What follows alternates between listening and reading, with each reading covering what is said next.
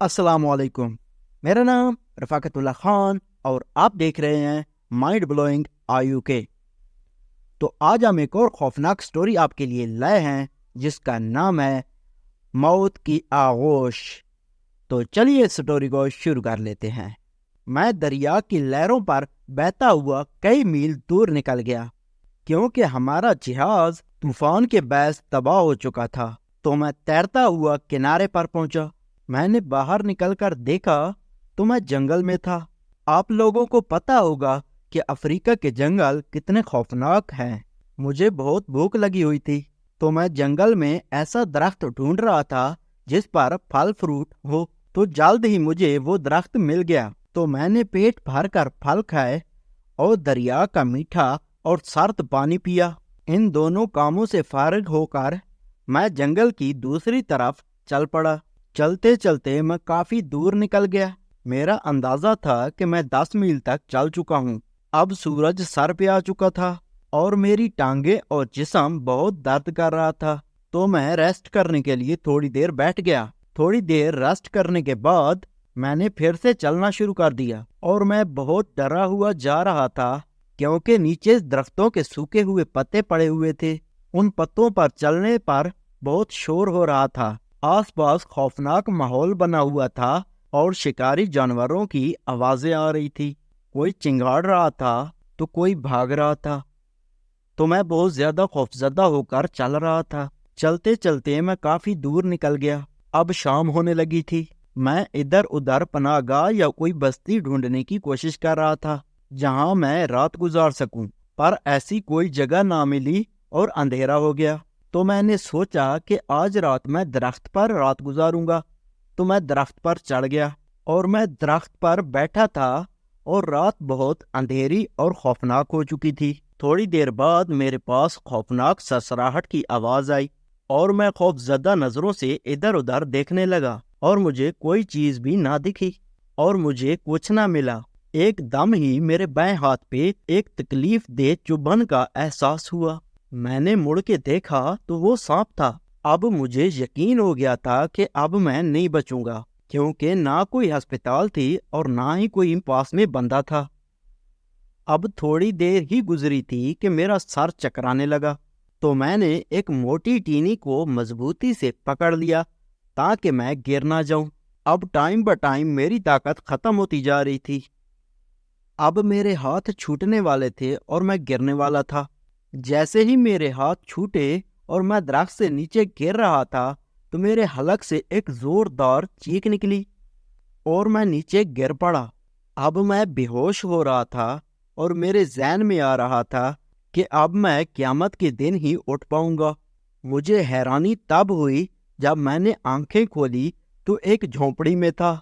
मैं ज़हन में सोच रहा था कि ये कैसे मुमकिन है, मैं कैसे बच गया हूँ और ये मैं कहाँ हूँ।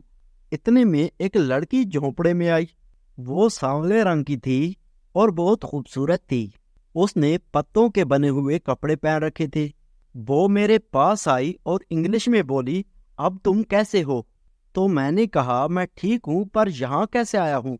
मैं हैरत में था और परेशान था तो बहुत सारे सवाल पूछ डाले और उसने जवाब दिया कि मेरे पापा एक जादूगर है और उसने जादू के बल पर आपके अंदर से सांप का जहर निकाला और अक्सर वो रात की तारीकी में निकल जाते हैं और मेरे पापा को तुम यहाँ से 1 मील दूर बेहोश होते हुए नजर आए थे और वो आपको उठाकर यहाँ ले आया और आपको जादू की मदद से ठीक किया और तुम 72 घंटों से बेहोश पड़े हो, अब होश में आए हो। मैंने ये सुना तो मैं उछल पड़ा और उठकर बैठ गया क्योंकि मैं जादू जैसी चीज़ों पर यकीन नहीं रखता था और जो ये बता रही थी वो बिल्कुल हैरान कुन था।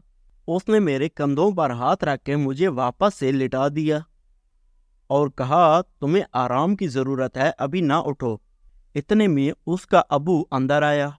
उसका पतला सर था और मोटी आंखें थीं जो चमकदार थीं और घुंघराले बाल थे और पेट हद से ज्यादा बाहर निकला हुआ था।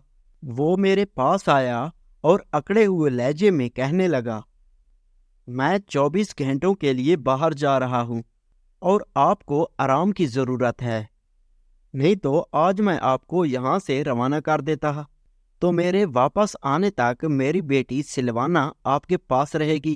مجھے یقین ہے کہ آپ احسان فراموشی نہیں کرو گے اور میری بیٹی سے دور رہو گے، کیونکہ کبھی اس نے میرے علاوہ کوئی مرد نہیں دیکھا۔ اس کی جوانی اور معصومیت دیکھ کر کوئی فائدہ مت اٹھانا۔ اور اس نے دھمکی والے لہجے میں کہا، اگر آپ نے میری بیٹی کے ساتھ کوئی چھیڑخانی کی تو میں آپ کو بہت بری موت دوں گا۔ اور وہ یہ کہتے ہوئے باہر نکل گیا۔ اس کی دھمکی سن کر میں بہت خوفزدہ ہو گیا تھا۔ اب گہری رات ہو چکی تھی، تو میں اپنے گھاس پھوس کے بیڈ پر سو رہا تھا، تو دور سلوانا کا بیڈ پڑا ہوا تھا۔ اب میں سونے کی کوشش کر ہی رہا تھا کہ سلوانا نے میرے کان میں آ کر کہا کہ اپنی دنیا کے بارے میں بتاؤ۔ تو میں نے اس کو کوئی جواب نہ دیا۔ پھر اس نے دھیرے سے میرے کان میں کہا، اپنی دنیا کے بارے میں بتاؤ۔ پھر میں نے کوئی جواب نہ دیا۔ تو اس نے کہا، میں تمہیں سونے نہیں دوں گی، مجھے اپنی دنیا کے بارے میں بتاؤ۔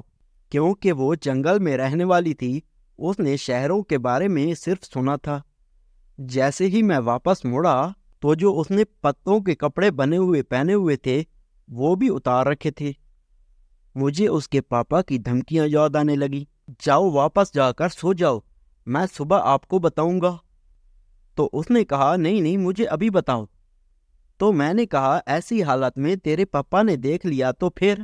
تو اس نے کہا، کیا بات ہے بھائی، کیا ہوا؟ میں پاپا کے پاس بھی ایسے بیٹھ جاتی ہوں، اور تم بھی اسی طرح مرد ہو، تمہارے پاس بھی اسی طرح بیٹھ جاتی ہوں۔ تو میں نے کہا، نہیں اپنی جگہ پہ جا کے سو جاؤ۔ اور وہ دھکا دے کر میرے پاس بیٹھ گئی، اور وہ واقعی میں بہت معصوم تھی، اسے کچھ نہیں پتا تھا۔ میں اسے کہہ ہی رہا تھا کہ اپنے بیڈ پر جا کے سو جاؤ، اتنے میں اس کا ابو آ گیا۔ وہ ہمیں ایسی حالت میں دیکھ کر بہت غصے میں ہو گیا تھا، اور اس نے کہا، میں آپ کو شریف انسان سمجھتا تھا اور آپ نے احسان فراموشی کر دی، اب تمہیں میرے قہر سے کوئی نہیں بچا سکتا۔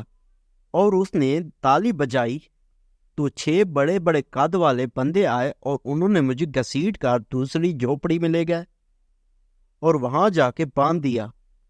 اور تھوڑی دیر بعد ایک آدمی آیا جس نے کہا، میں لمبا کا پیغام لایا ہوں، صبح وہ تم کو کھولتے ہوئے پانی کی کڑائی میں ڈالیں گے۔ اور پھر وہ چلے گئے، اور میں بہت خوف زدہ تھا۔ اب مجھے یقین تھا کہ میں مرنے والا ہوں، اور میں ساری رات کوشش کرتا رہا کہ میں یہاں سے بھاگ جاؤں، پر مجھے کوئی راستہ نہ ملا۔ اب صبح ہونے والی تھی، اتنے میں خفیہ راستے سے سلوانا میرے پاس آئی اور منہ پر انگلی رکھ کر خاموش ہونے کا اشارہ کیا۔ اس نے آ کر مجھے کھولا اور میرے پیچھے آنے کا اشارہ کیا، تو میں اس کے پیچھے پیچھے چلتا گیا، اور وہ جھاڑیوں کو توڑتے ہوئے راستہ بناتے ہوئے آگے آگے چل رہی تھی، اور میں اس کے پیچھے پیچھے جا رہا تھا۔ تو آگے دریا کے کنارے ایک پرانی کشتی کھڑی تھی، اور اس نے کہا، اس میں بیٹھو اور تم نکل جاؤ۔ میں بہت خوفزدہ تھا، تو میں اس کشتی پر بیٹھ کر نکل پڑا، اور وہ پیچھے سے ہاتھ ہلاتے ہوئے الوداع کر رہی تھی، اور میں وہاں سے کافی دور نکل آیا، اور وہ میری آنکھوں سے اوجھل ہو گئی۔ اور میرا نصیب بہت اچھا تھا کہ مجھے ایک جہاز نظر آیا جس نے مجھے اندر سوار کر لیا، تو اس طرح میں اپنے شہر پہنچ سکا۔ تو یہ کہانی یہی تک تھی۔ اگر آپ لوگوں کو یہ کہانی پسند آئی ہے تو پلیز اس چینل کو سبسکرائب کریں، اور ویڈیو کو لائک کریں، شیئر کریں، اور مجھے دیجیے اجازت۔ اللہ حافظ۔